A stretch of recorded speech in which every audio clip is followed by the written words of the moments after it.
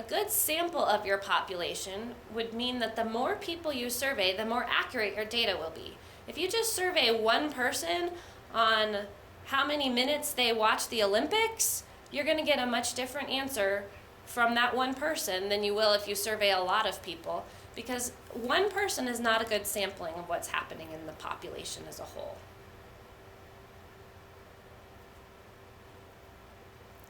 Now for your homework, we want you to try it.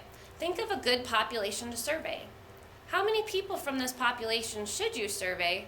And what statistical question could you ask in reference to natural resources? This is a lot to think about in one night, but I think you can do it.